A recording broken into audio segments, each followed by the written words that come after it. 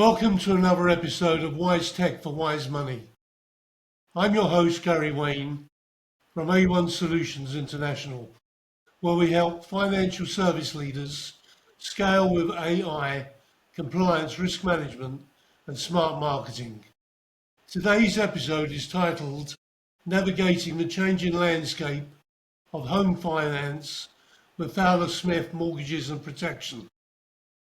From first-time buyers to complex property deals, navigating today's mortgage and protection market can feel overwhelming. Joining me today is Jonathan Fowler from Fowler Smith Mortgages and Protection. Morning, Jonathan. How are you? Morning. Yeah, good. Thank you very much, Gary. Good to be on here. How are you doing? You okay? Yeah, very well, thank you. It's very good to have you on board. Thank you very much. Fowler Smith is a firm dedicated to putting clients' needs first, with tailored mortgages advice, protection solutions, and specialist finance expertise. Jonathan, perhaps you could give us an overview of your journey, how you came to form Fowler Smith, and a little bit of what the company does. Yeah, fine.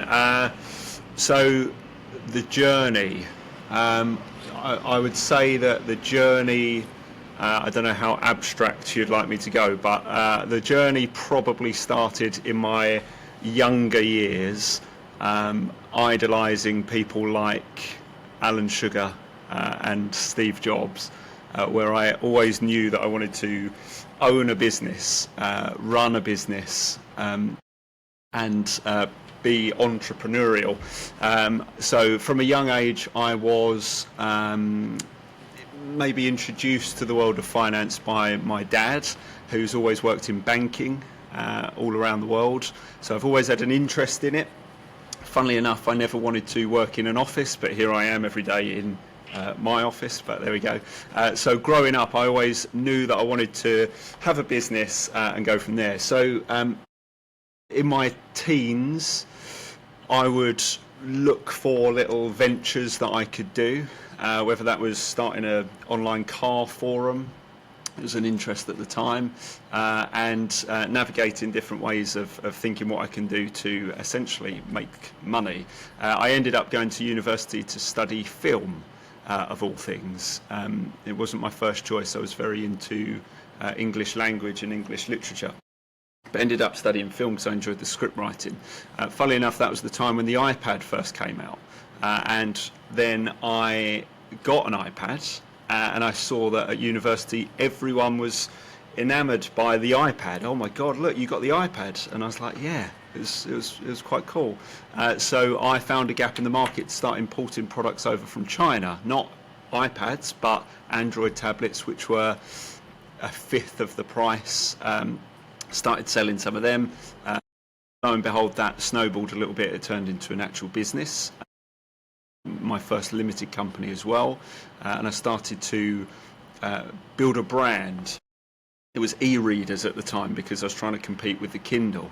So I've always gone for the big dogs. Jeff Bezos, I was like, I'm coming after you. Started introducing e-readers.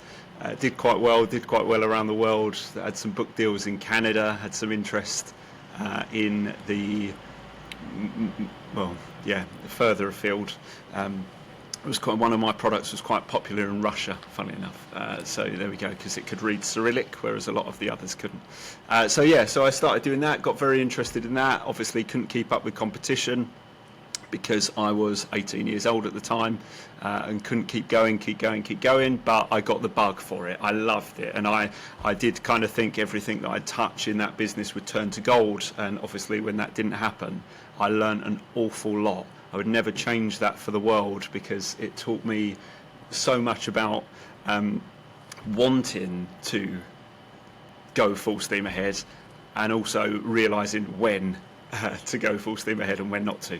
So anyway, I did that business for a little while, meandered into property and became an estate agent for a while in West Essex, dealing with East London and West Essex. Got very, very interested in that. And then took the leap and moved further out. I moved to Colchester, which is where I live now, in Essex. Was an estate agent locally for a little while, and then started an estate agency, and didn't enjoy that. I was very isolated, doing it on my own, trying to kind of do a hybrid remote sort of model.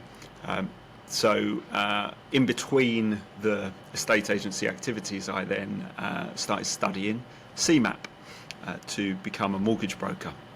It was something I've always thought about doing previously. I then got a job, learnt the trades, and there we go, my entrepreneurial thoughts were still there, eating away at me. Got on very, very well with somebody I worked with at the time, Charlie Smith, the Smith of Fowler Smith. And then we got a little plan together, and we thought, let's go, let's do it, let's create Fowler Smith. It wasn't actually going to be called Fowler Smith. We toyed with a number of ideas. There's Colchester Castle, so we were thinking maybe we'll call ourselves Castle Private Finance, this, that and the other. We went round and round and round, and we couldn't agree on a name, so we went back to the basics and used our surnames. So that is how I, in a short snippet, hopefully, how Fowler Smith came about. We came up with the idea of creating Fowler Smith that will not just do your vanilla, your first-time buyers, your home movers, your remortgages, your life insurances, but also the very, very complex. And Charlie and I came from very different niches, let's say. Charlie did a lot of new homes and a lot of adverse credit, and I also did a lot of the kind of investor and the real complex side of things. So we joined together, and there we are. We are what you see today. Hopefully a lot more refined than when we first started it out. But that's the birth of Fowler Smith. Fantastic story. Adam Sugar, right, was one of my inspirations. I used to, funny enough, as a kid, work in the market in East Street in East London, and he was 3 stalls down from me selling car radio aerials. Yeah, there we go. And I used to get his coffee in the morning. Funny, isn't it? He's also an Essex boy. He is indeed. He is indeed. I in that first business that I had, my office was in North Weald, and driving from Chingford to North Weald, I would always do a little cut through Chigwell, go past his house, and look at it and say one day. But there we go. So yeah, inspiring chap. Serious guy, even when he had the car aerial business. Yeah. I read his book and it was very, very interesting. Yeah, I think the lessons, you just got to keep going. You have.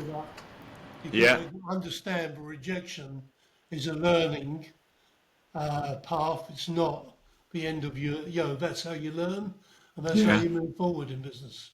Absolutely, yeah. Tell me what Fowler Smith actually does, and you said it's not just an ordinary mortgage type company. What does it cover? What makes it special and different? Well, the main thing that makes it special and different is our people, without a shadow of a doubt. We're nothing without the advisors and the client account executives and the overall team that we have. I know that's a cliche answer, but the difference with our people, our team, is that we all agree that we will never give up on something. We always constantly work to find a solution. When other brokers might think that it's a dead end, we keep going.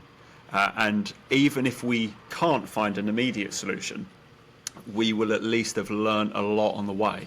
Whether it's an exceptionally complex deal for somebody who's got some form of shell company and links with different countries and this, that and the other. Some brokers might say, oh no, that's not going to be possible. And we push the boundaries, push the envelope. We're not afraid to ask lenders, well, why is it not possible? How do we make it possible?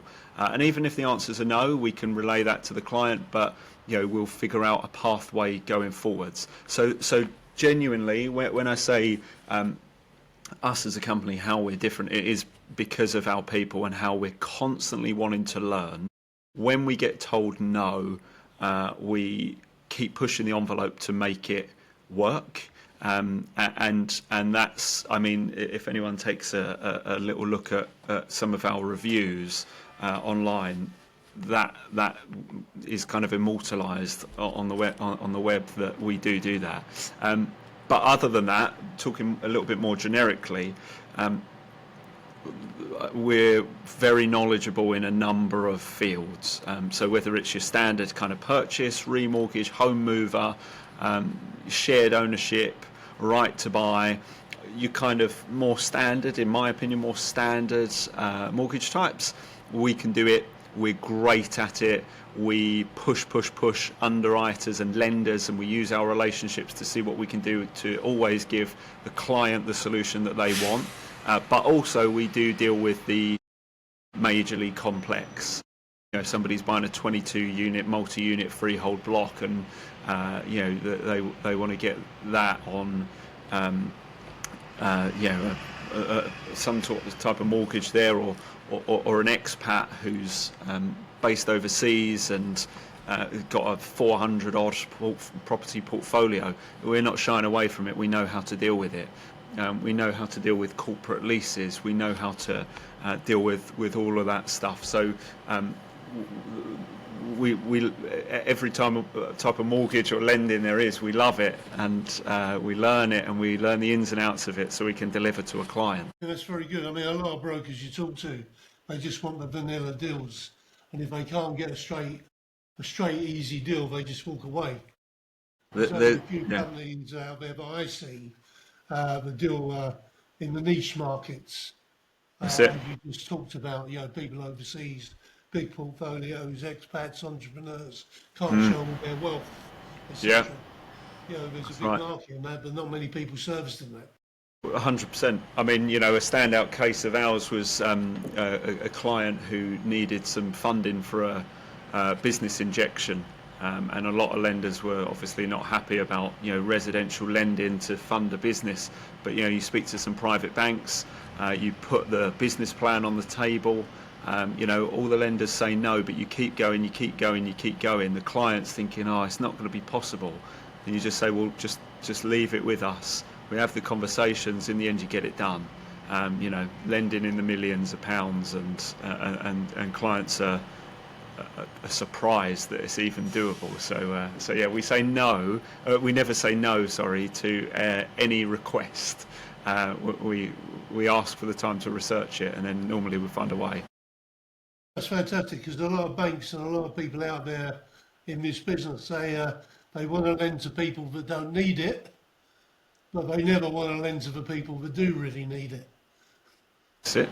Yeah, very true. Like the rich pay less taxes and the poor pay more. Yeah.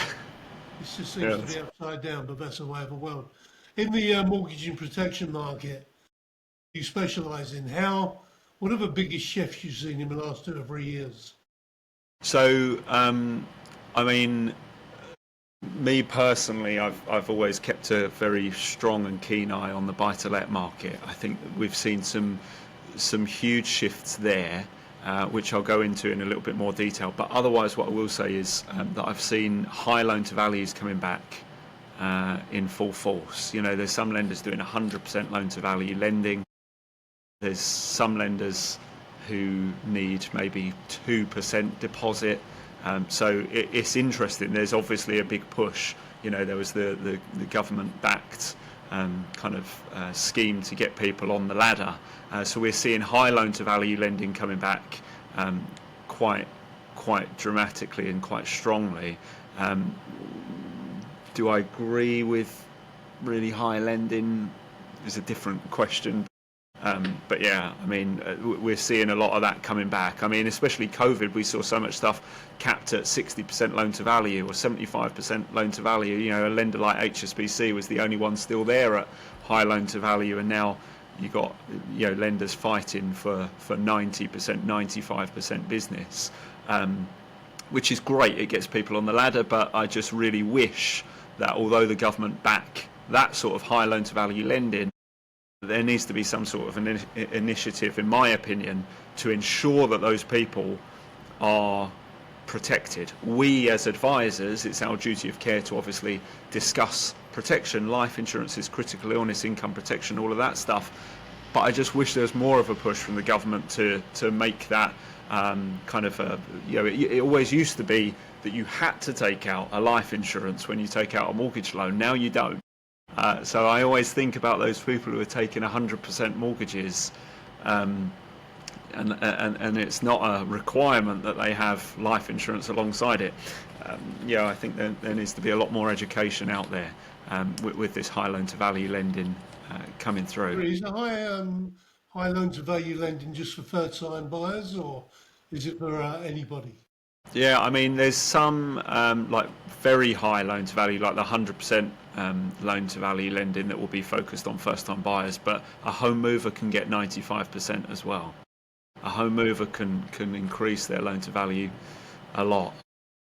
Obviously, that's on the residential side. Buy-to-let still sits broadly at 75% loan to value, but there's even some lenders there that will go to 80 or 85% loan to value. And for me, it makes me think, okay, what about those people when they want to remortgage? Because they're limiting their market significantly if they're going really high loan to value on that stuff too. What about older people? Mortgages for older people. I mean, retirement age is nonsensical nowadays. Most people can't live on their pensions, so they're working anyway and will probably work till they die, maybe with a better way of life, but because they're earning more money than the pension will give them, they're able to live as they were when they were younger, to some degree, but they can't get mortgages. Well, yeah, I mean, there are more lenders that are opening up maximum ages for their loan terms. It used to be that you can get a mortgage up to age 70, but now pretty much the norm is 75. Some lenders will be 80. Some lenders go up to 99, which is Really? bizarre. I was talking to some guys in the States in your business. We had a podcast last week, Yeah. and he said, well, I actually had a 92-year-old lady take out a 30-year mortgage last week, and she said, I won't be around to finish this off. Wow. And he said, Fair enough. there's no problem. He says, we'll deal with it. So, the UK is quite a bit behind Yeah. the attitude that the US have. Yeah, I mean, look, there's lifetime mortgages out there which don't have a specific term. The term is obviously in the name. So there are options that cater for people who are older. I think there's so much negative press around, because obviously that's equity release, hence the change in name. Very low loan to value, isn't it? Yeah, Because normally they want to rip the 50%. backside out of you when you're Yeah. 50. Yeah, that's it. Yeah. So, but there's so much. We at the moment don't advise on that, but just knowing the broad knowledge about it, you've got the Equity Release Council that ensures people aren't falling into negative equity and this, that, and the other. Because I know years ago, a lot of people got stung on it. So it's good. Regulation is obviously a lot firmer, a lot stronger, which protects those clients. Have you seen a lot of changes in FCA regulation from the point of operation and how you present in recent years?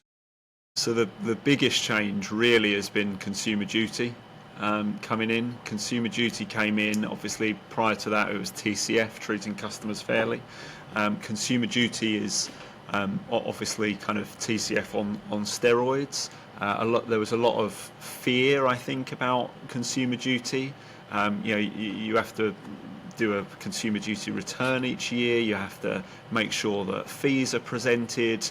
You have to make sure that when you're charging fees, you're not picking and choosing. A first-time buyer pays full fee, but someone who's a seasoned mortgage holder might negotiate on a fee. You have to be kind of blanket. I think that's a good thing. I do think it's a good thing. I think compliance is very welcomed. I know a lot of people want less compliance in this industry, but look, things change, and normally they change for the better. I see no negative impact with FCA changes recently, to be honest with you. A lot of people might disagree with me on that, but so long as you're ready, so long as you're prepared, so long as you do things the right way, then two things: you're going to run nice and smoothly as a business, as an advisor, and secondly, you're not going to be watching your back because you know that you're doing things the right way. Last thing you need is being shut down. Yeah, exactly right. So you mentioned buy to let. I mean, we're seeing, big shifts in that market. We're seeing landlords selling up. We're seeing people doing rent to rent, Yeah. simply because landlords have had enough of the aggravation. What's going on in that market from what you see? So it's an interesting one because since all these changes came in, stamp duty going up and this, that and the other, the rent reform, all of that stuff that's coming in. Interestingly, and this might be mainly because of the type of business we do, we are seeing more buy-to-let than ever, which is Really? the opposite to what a lot of people would imagine. And I think the reason for that is, I was going to say twofold. There might be more than two answers to it. But from what I've seen, firstly, the market is less saturated now because those landlords who were kind of like, oh, what do I do with my money? Do I put it into premium bonds or do I dabble and buy a buy-to-let? They're often not there anymore, which then means portfolio landlords have less competition when they're trying to buy property, not just portfolio landlords, let's say professional landlords.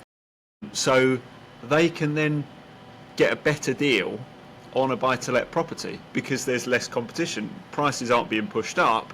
They can get it for a little bit of a better price. It counteracts that 5% stamp duty where it used to be 3%. So interestingly, this is an opportunity for those who know what they're doing. And So what you're saying is it's become a professional market. yeah, and I think that's a great thing. The ordinary guy that used to buy a few buy-to-lets as a backstop or whatever, they're disappearing, and now it's only the guys with money that can put a fair bit of equity into the market that are actually growing their portfolios. There's still people who are coming into the buy-to-let market, but they're doing it because they want to buy more. They want to build the portfolio. They want to do everything by the book, which is the right way of doing it.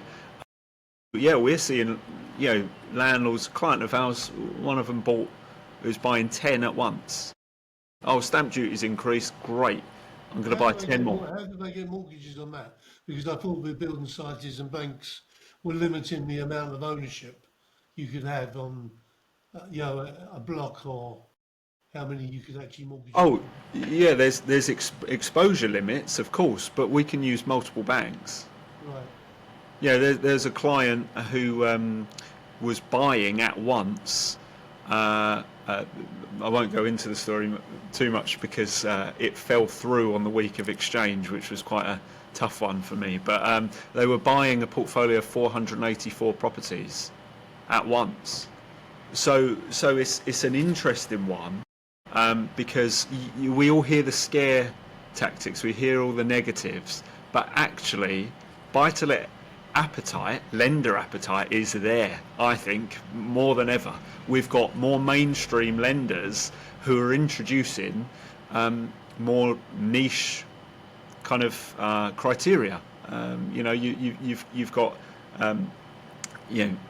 I'll caveat this for, this is information really for intermediaries, and obviously you do everything you need to do, but the mortgage works, part of Nationwide, they now allow intercompany loans, as in one company loaning the deposit to the property company. That was complex criteria. You'd see that with niche lenders, but they're doing that to open it up because appetite, in my opinion, is strong. And from what I've seen, we have no, we have no drought of buy-to-let investments, mortgages being needed. Interesting. How about protection? Is there a lot of business going on in that? Do you give a lot of protection advice? Yeah, we do. It's more prevalent than ever in my opinion. Trusts are a huge thing. That's a big initiative pushed by the FCA as well, to make sure that policies are written in trust. So it's kind of bypassing, so to speak, the probate kind of scenario. People get their money quicker. If I pass away, I want my wife to be able to benefit from the money now, not 6 months down the line. So it's again, even there we see changes all the time from insurers. I mean, one of the biggest things at the moment, in my opinion, is the value add that protection providers give. For example, I've got a policy. I've got multiple policies, but one of my policies, I've got a GP in my pocket. And when I was away, funnily enough, for the Caterham, we sponsor a Caterham race team in the 310R championships. I was out in the Netherlands watching a race, and my daughter got a bit unwell, a bit of a rash and this, that and the other. I was able to book a private GP's appointment on my phone and see someone within a couple of hours. So it was fantastic. So yes, life cover, critical illness cover, making sure you're protected, absolutely so important, and being pushed by us as a firm and driven by the FCA. But also, if people knew that they could get a life policy for £15 a month or something like that, depends on age and this, that and the other, but also have a GP, unlimited GP calls for you and your family whenever you need it, in your pocket, get a private prescription done, physiotherapy, speak to a psychologist, whatever you need to do, it's phenomenal. The additional benefits right now, I mean, I don't know why anyone wouldn't take it. I don't think people are aware, that's the thing. That's it, exactly right, which is where I go back to. I wish there was a push from the government.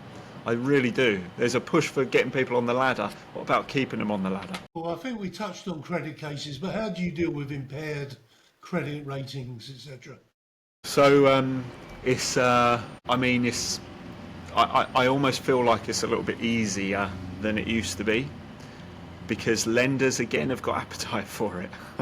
You could have CCJ after CCJ after CCJ, default after default after default, and there will be a lender that will take it. I think the thing is, with the world getting more entrepreneurs, there's going to be people that have these problems. It doesn't mean they're bad people. It just means the road to success is rocky. Oh, it's funny you say that. A lot of the adverse clients are often the wealthier ones, because they're so busy that they might, think, I'll pay that credit card in 10 minutes, and then they take a call for the next 3 hours, and then they forget about it or something like that. So yes, it's an interesting one. I think since COVID, a lot more blips on credit files, a lot more blips. People who might have been on kind of little payment holidays or something through energy providers and this, that and the other. You see a blip here and there, and people shop around a lot more now. And what I mean by that is people change energy providers. Little do they know there was still £1 outstanding on their old tariff, and that comes up as a missed payment. It's funny. Or even if the payment is 3 days late, they'll put it as a missed payment sometimes.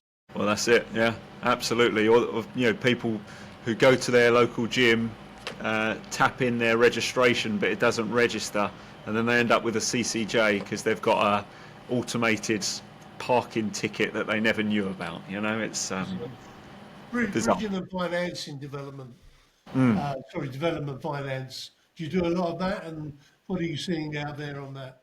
Yeah, so we do this via an avenue in our network. So what I find is people aren't as afraid for bridging finance anymore.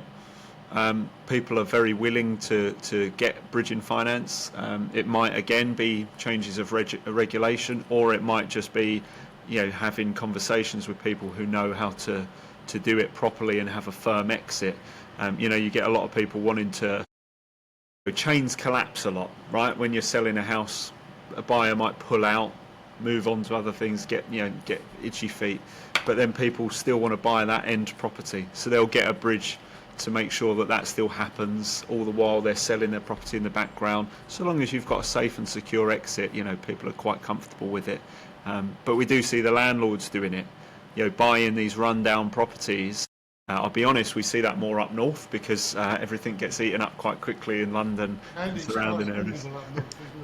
Yeah, well, this is it, but they do it. They buy it, they add value, they refinance, pull that money out, and then on to the next one. So when you talk to overall services and what you're seeing, you're dealing with life and income protection, home and landlord insurance, long-term financial resilience. How do you deal with that? So, quite a prominent question at the moment is landlords who buy through limited companies often think that they don't need protection because they're thinking, well, it's in my limited company, I'll just sell it and this, that and the other. When you strip it all back and ask why they're investing, why they're building a portfolio, often it's to leave to my family. To leave to my kids. Why I invest in buy-to-let is because I want to leave them to my daughters, as I'm a lot older and this, that and the other. So what do I want to do? I want to protect that debt, that if anything happened to me, they don't have to sell those properties. It's theirs. That's a big one. It's all about education. So long as you have that conversation, if a landlord says to you, no, I don't need it, okay, hang on a minute, let's have a conversation and just make sure that that is the case. Often we find that they do need it, they just don't realise they need it. So that's an important one, in my opinion. When you're balancing growth and marketing and scaling, how do you handle that as a company? So how we handle it as a company is also how we handle it personally, I think, because it's a big old toll. Running a business is a big toll on you personally, on your personal life. Myself and Charlie, you have to put a lot into a business. It's not 9 till 5 when the business is running. You can't think of anything else. Every second of the day, you go to sleep thinking about it. But the growth comes with a vision, and so long as the team knows the vision, and you're not just working for the sake of working, that we're working to build, we're working to really become something all together. We've been running 3.5 years now. We're doing pretty well in my opinion. Not just numbers of people we've got in the firm, but we're a team of 12 at the moment. We started as 2. Me and Charlie, obviously, we started trading early 2022.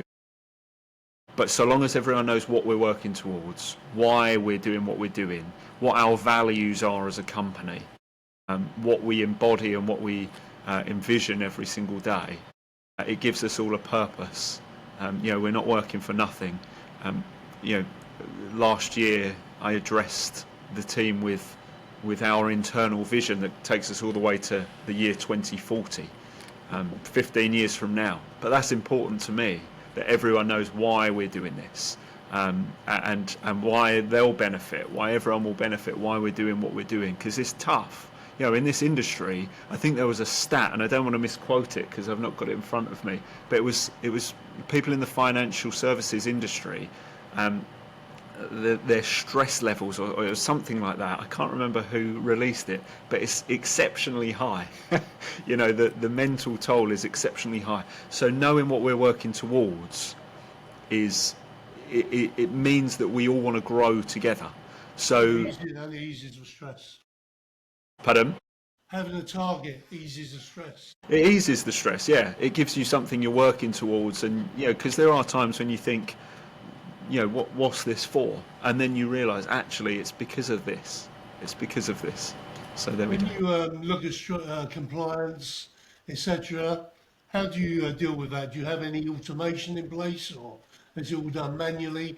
I'm sure there's quite a bit of reporting to the FCA. Yeah, so how we're set up beneath a network. Mortgage Intelligence is our network. So, we work very closely with them, which is a great support to us.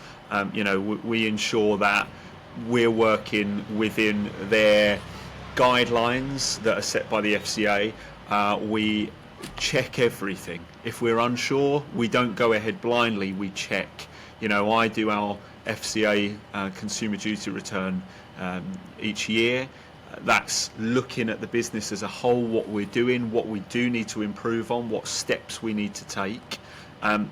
So it's a constant reminder to consistently analyse what the business is doing, and by doing that, we're making sure that we're operating in a good way. We're giving the clients a good outcome rather than thinking, okay, how do we become the most profitable? I know that sounds silly, but with a good service, naturally profitability will come. And we provide a good service by not having issues to deal with all the time. And how do we do that? We follow the FCA, we follow the compliance guidelines, we tweak it to work in our business's processes, and then it becomes second nature. And our focus then is not scrambling around thinking, have we done this report, that report? No, we do it all as we should, not last minute, and we follow it and we adapt. And it means that we can just focus on giving that exceptional service, which means that we're then second to none. How do you do your marketing in a regulated industry? So it's an interesting one. We don't have a massive marketing because of the kind of pitfalls, maybe is the wrong word. So we don't promote rates. We don't promote mortgage types. We don't promote products. Some firms do, and that's where you need that heavy sign-off. What we want to do is push everyone in this business as individuals, get our names out there, get ourselves known in the industry, and then gradually people will gravitate towards us and learn about us and see the services we add. So for example, I write monthly articles in the Intermediary magazine. I write for introducers we work with on some of their blogs and news pages. The team write entries on our website as well. We share that on LinkedIn. When we do our marketing, it's normally talking about what we've done as a firm, maybe an event we've gone to, but actually it just shows that we are friendly faces. You see some firms, and funnily enough, on their website there's no meet the team. Why not? Why do you not want to show your team? Are you worried they're going? I don't know. So I just think, like, let's let everyone elevate themselves, and that in turn elevates us. So it's kind of more organic marketing. We do it, but we're marketing our individuals because they're all going to succeed. That's a good angle. How do you see, and I see that your film script writing has obviously come in good stead with you writing all these articles. There we go. That's it. Yeah, that's it. Absolutely. Lastly, and technology in the mortgage industry, everyone's using it differently. Some aren't using it at all yet. How do you see that progressing, and how valuable do you see it? Obviously people don't want advice from robots, but something that might come. A lot of people go on all these so-called off-the-shelf AI platforms and ask advice nowadays. How do you see that as a fit in the industry? Because a lot of, I think, unless you get tailor-made AI, I think a lot of these off-the-shelf products are not that great. Yeah, I mean, I think AI is going to be huge in this industry, massive in this industry. The truth is, I welcome it. I welcome it. I want it to come, and I want it to come quickly into this industry. And I'll give two sides to that point, if I may. Number one, I think it will benefit us as a firm hugely with keeping an eye on remortgages and constant reaching out to clients and all of that stuff. So it's reminders for us. Everyone now in our firm can have a personal assistant if they want to. Perfect. New CRMs are coming in. And that's going to be really big for us to stay on top of things and just in a timely manner get in touch with clients and strike up more conversations and make sure that we're maintaining and keeping that client in the best financial stability that they can be. Alongside that, I would say that we're seeing it massively with lenders using the underwriting, AI for underwriting, which is scary. I don't like that because, if a robot is reading a payslip and then a mortgage offer comes out in an hour, great. However, what about the ones where AI says no? I want to be able to pick up the phone and argue the point and say, well, hang on a minute. What is the actual risk to you as a lender? Let's talk this through. You can't do that to a robot. But number two, going on to it, is the reason why I massively welcome it.